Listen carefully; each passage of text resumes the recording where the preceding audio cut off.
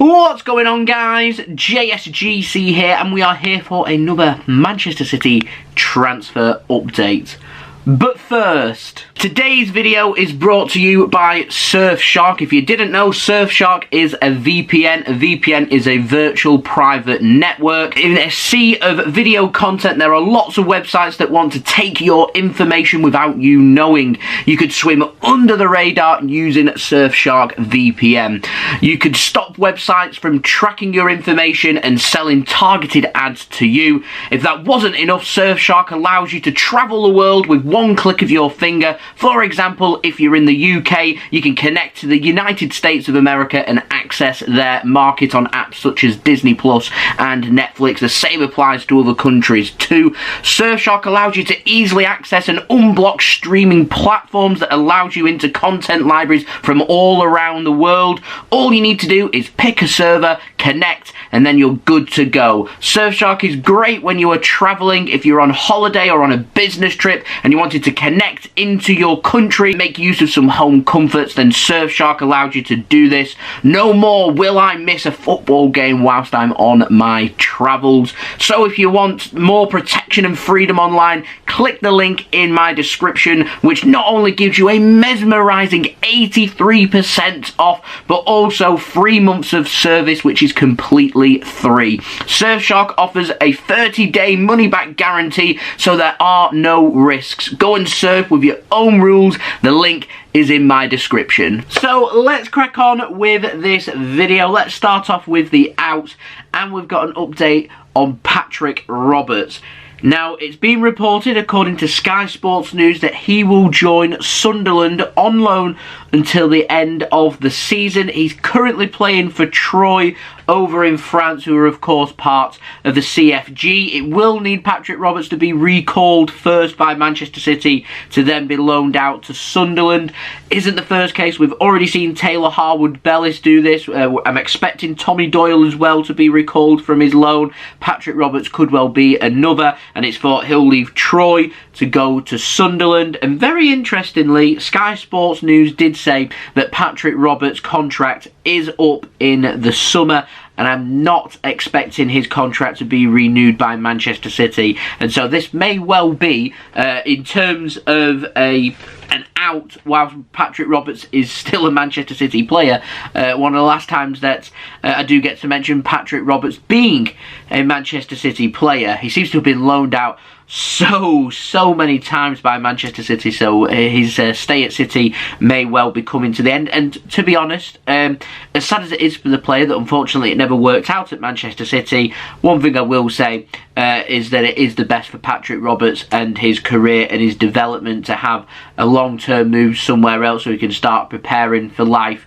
with long-term stability there, rather than just being loaned out for 6 months, returning, being loaned out again. It can be very unsettling, so it would be nice for him to be able to get some kind of 2 or 3 year contract in the summer and join a club where hopefully he can settle in and really hit the ground running and look to really rebuild his career. But unfortunately for his stay at Manchester City, from when we signed him from Fulham as a young player with all the high up end qualities that he had, it just simply hasn't worked out. And so yeah, wishing Patrick the very best of luck on that. Now, moving on, we've got a quick update on Aro Muric. Now, Koha Net, who I've not heard of before, but they've been reporting that Aro Muric, he is set to join Galatasaray over in Turkey, but this will come at the end of the season. They're reporting that it will be a loan deal for the whole of next season, not for this season, so he's not going to be recalled by Manchester City and loaned out to Galatasaray.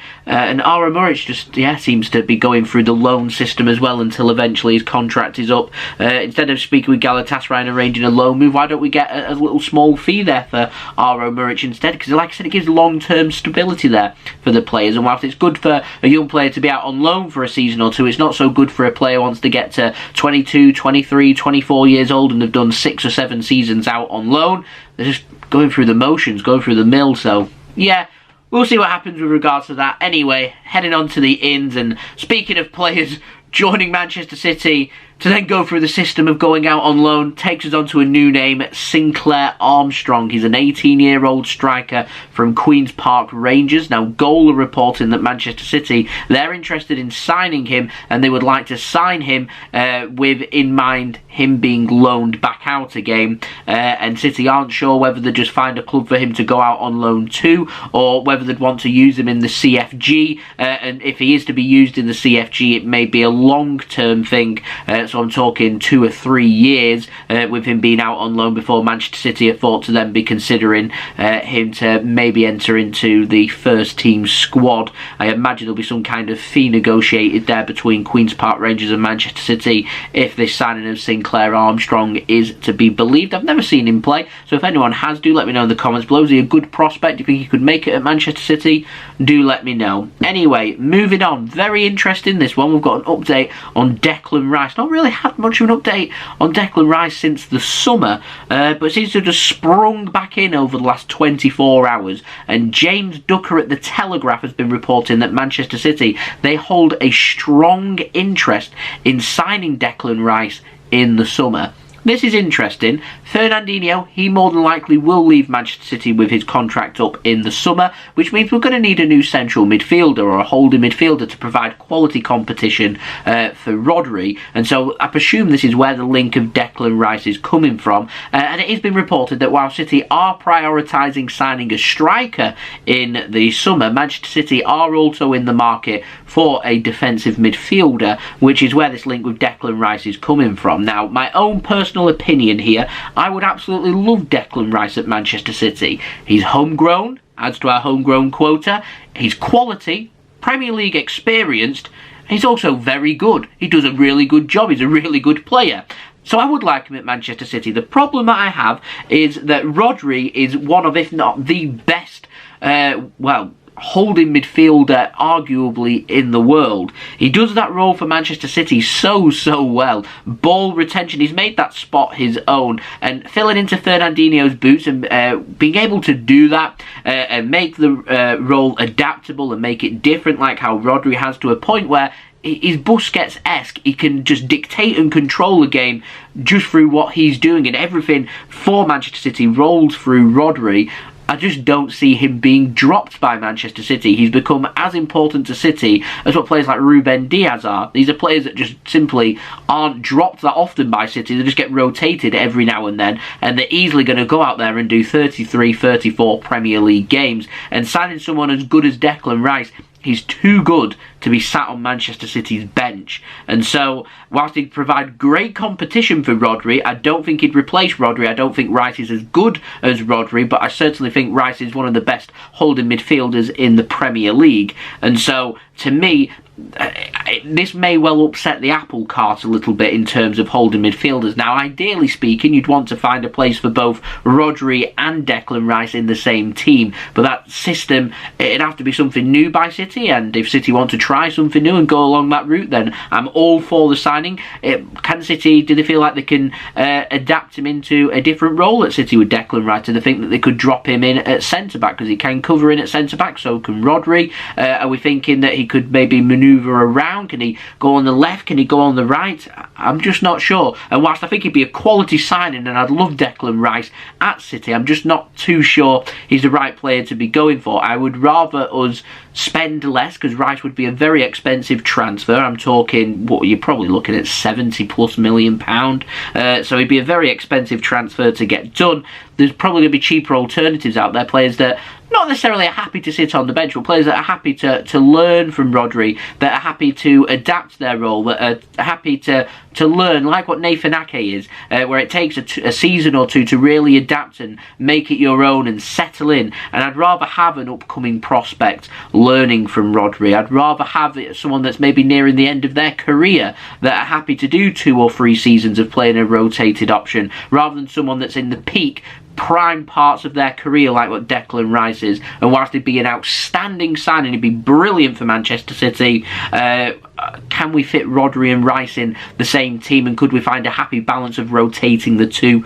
I'm not so sure. I would love to know your thoughts of this though in the comments below. Now moving on very quickly to our final transfer, we do have another Erling Haaland update, and following on from yesterday with his interview that he did with the Bundesliga, saying that Borussia Dortmund are forcing him to make a choice. He doesn't want to do that. He doesn't want to upset the Dortmund hierarchy. He doesn't want to upset the Dortmund fans, but he feels like he's been forced into making a decision that he is going to be described as making soon. How soon is, I have no idea. Anyway, Fabrizio Romano has added in on this and said that in terms of top targets for Erling Haaland, Manchester City are right at the very top of that list. Manchester City's wish list this summer stands with Erling Haaland being the man that Manchester City wants, and I've been hearing this now for the last few weeks, even for the last few months as well. City need to be very box smart about this. They need to be quick, they need to be decisive if they want to make this transfer happen. We first though, like I was saying yesterday, we need to wait for Haaland to make his decision. We need that decision first to be that he wants to leave Dortmund, because if he wants to stay and sign a new contract, then that's that.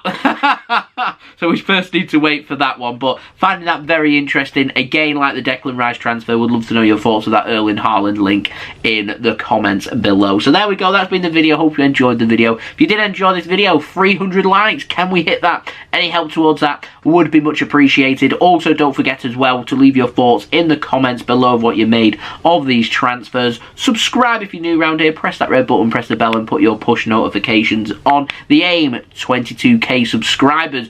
What are we doing? Daily Manchester City transfer updates throughout all of the winter transfer. Coming in the summer transfer window as well. Daily Manchester City transfer updates. I'll keep you up to date first and fast every single day with the latest Manchester City transfer news. So do make sure you have subscribed with your notifications on to be notified immediately for when I do upload. And I'm aiming for now for 22k subscribers. We're less than 400 subscribers away. We're very nearly less than 300 subscribers away as well. So we're making some good strides. So any help towards that would be much appreciated. Also, don't forget social media links. They're in the description below and sliding across at the bottom of the screen if you want to go and follow me on my Twitter and Instagram. Email also in the description below too if you want to hit me up for any sponsorships for any videos or any general business inquiries. Speaking of sponsorships, go and check out today's video sponsor, Surfshark, who have given me a whopping 83% off, as well as 3 months free. Go and use code JSGC and go and get yourself the very best VPN out there, in my opinion, using Surfshark. All details in the description. If you made it to the end of this video, first up, congratulations. Secondly, leave in comments below. Let's have it. Anyway, I'll see you all again for the next video. I've been JSGC. I hope everyone is safe and well.